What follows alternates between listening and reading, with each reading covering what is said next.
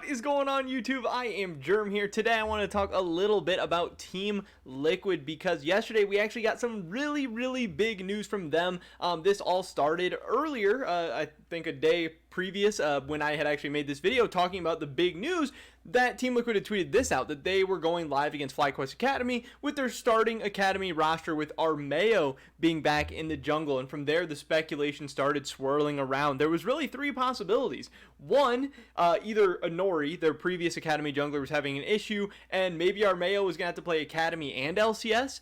The second option was that, Team Liquid just decided to bench Armeo, and that Inori was going to be coming into the starting lineup to have a crack at it with the starting team. Or the third and final option, some people thought it was the most likely, some people thought it was the least likely, but it was that SANTORIN was going to be returning to the starting LCS roster, because I know some people thought he would be back. Some people thought we had really seen the last of him in 2021 as far as the LCS went, and that things weren't looking great for Team Liquid. But in this video today, we're going to be talking about exactly what happened, how their games went, and now what the future looks like for Team Liquid. So definitely drop a like if you guys do enjoy this video. I would appreciate it so much. Subscribe to stay up to date on all my latest content, and consider checking out my Patreon, patreon.com/IamGerm, if you want to go that extra mile helping support me, my content, and my channel. With that being said, here we go. So obviously, again, the speculation was swirling. Nobody knew what to expect. Team Liquid, I was telling you guys, they weren't going to announce it until right before the LCS game started. And that's what they did. I think like maybe 2 hours before the LCS game started on Friday, Team Liquid finally made the roster announcement, which, again, I think is so stupid, because they practiced with one roster probably the whole week. If I had to assume, it was the whole week. They knew who was going to be starting, so why would they not let us know? Why would that not be used as like a way to build up and hype up the storyline for this weekend? Why would it not be content for them? Why would it not be content for the league? Again, this is a franchise league now. TL doesn't just make decisions for themselves. They make decisions for the whole league. A league that right now has dropping viewership, dropping popularity, people caring about it less and less. You need all the hype, storylines, everything going on. You need build up over the course of the week, not giving people 2 hours to be like, oh, SANTORIN's back. Like, some people, SANTORIN's their favorite player. Some people think Team Liquid has sucked without SANTORIN and don't want to watch him. And some people would love to see how Team Liquid looks with Alfari and SANTORIN back in the rotation. Like, I just think you could, at the end of the day, this is supposed to be entertainment, and you could create so many more compelling storylines and so much more compelling content by doing things right. Like in traditional sports, they don't announce these things like, right before the game start, if they know way beforehand. Now, sometimes they don't know until right before the game starts, and then even then you have everyone kind of building up the hype for it. But whatever, I digress. That's my rant. I'm going to keep complaining about the stuff that I think is wrong with the LCS, because there's so many things wrong, and that's why I really think, they're kind of trending downwards right now. But here was the big news. Team Liquid posted this little TikTok GIF thing. I don't really know what you'd call it. It was a TikTok.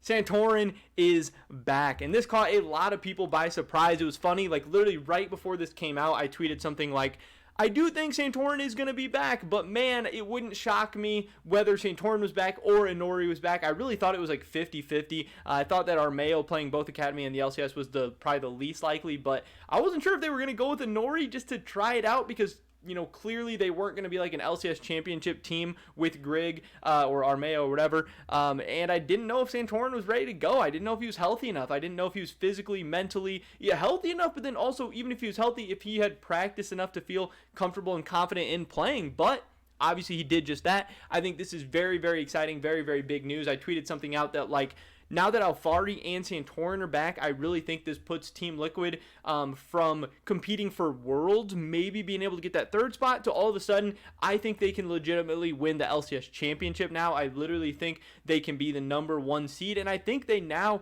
once again, if they can get better quick, this is a star-studded lineup. This is Alfari, Jensen, SANTORIN, Core JJ, and when he's good, Tactical is as good as anyone in North America. This team, if things can click, if they can get everything right, I think this team can be one of the best teams in North America. I think they can be the best team in North America, and I think they could be an interesting team in groups at Worlds, because again, when we saw this team in the spring, they came up a little tiny bit short of winning that LCS championship, and that was with a backup jungler. That was without Santorin playing, and then obviously they lost to Cloud9. Cloud9 went to MSI, and they had some rough edges. They had some bad games, they had some bad moments, but they had some high highs too. They beat Damwon, they beat RNG. So, Team Liquid is right there with Alphari, with Santorin. This team we know can be very, very good. They can compete with some of the best teams in the world. I'm not saying they are one of the best teams in the world, but I'm saying they, on the right day, in the right game, on the right patch, they can take games off some of the best teams in the world.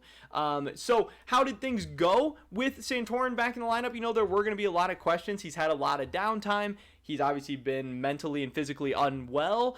So hopefully, some people were like, oh, this will be good. He's fresh. He's ready to go. He's healthy. But then some other people were like, oh, maybe he feels like he needs to rush back. Maybe he feels like the team needs him. Maybe Team Liquid is kind of pressuring him in and all that stuff. And there's also the pressure of not only is Team Liquid playing for their, playoff seeding, not only are they playing for their world's hopes and their LCS title aspirations, Santorin is about to be a free agent this offseason. He is playing for his next contract. You assume he's going to get a contract somewhere, but he is competing for years on that contract. He's competing for dollars on that contract. He's competing for maybe a spot on Team Liquid next year, if not a spot on another top team somewhere in North America or even around the world. So this is also very, very important for him personally to go in and have good showings and have good performances. And so far, so good. They played against Immortals, who, as a middle of the pack LCS team, but they've been maybe a little bit better recently, having some good showings. And Santorin came out with a 3-0-5 game on the Olaf. Also, Alphari looked good, 3-0-5 on the Malphite as well. Overall, just a really, really clean game from Team Liquid.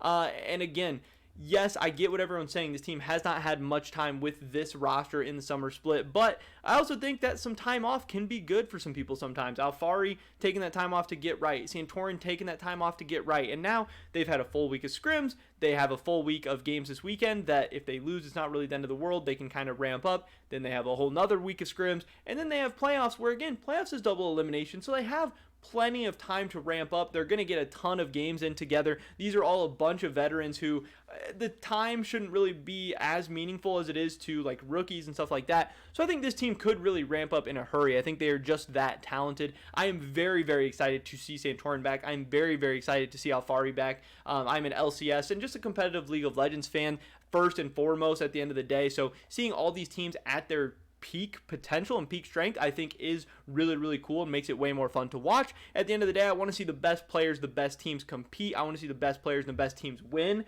And if Team Liquid is that team, great. I think it will just make things all the more interesting. I think it'll make North America stronger. I think it'll make us stronger at Worlds. I think it'll make the West stronger overall, and hopefully it should give us the best competition. Now, again, I think this gives Team Liquid a huge boost to their playoff chances. Whether or not they're going to win the title, we'll have to see, but it does give them an even better shot at making it to Worlds. When we look at the standings right now, things are very, very tight. TSM at the top, 100 Thieves in second, Evil Geniuses in third, and then Cloud9 and Team Liquid tied here for fourth. These teams are so, so close. Just 3 games between first and fourth place right now. TSM obviously is in a really, really good spot to lock up that 1 seed, if not one of the top 2 seeds. So, the standings probably won't change too much from here, but even then, just knowing that these teams going into a double elimination playoff bracket, it's going to be so fun, and the matchups between any of these 5 teams would really be like must-watch League of Legends for me, and I honestly don't know who's going to Worlds, but I think it's going to be so fun and exciting to watch, and I'm glad that we're seeing pretty much all these teams at full strength headed into the playoffs, which should be pretty cool. But that is a big news. Santorin is back. So far, so good. He's 1-0 in his return with Team Liquid, and sounds like he'll be ready to go for the playoffs, so I cannot wait. Definitely drop a like if you guys did enjoy this video. I'd appreciate it so, so much. Leave a comment down below. What do you think Team Liquid with Santorin back in the lineup will be able to do this year? I'd love to hear your guys' thoughts and opinions. Subscribe to stay up to date on all my latest content. Consider checking out my Patreon, patreon.com/IamGerm. Hopefully catch you guys in the next one. But until then, peace.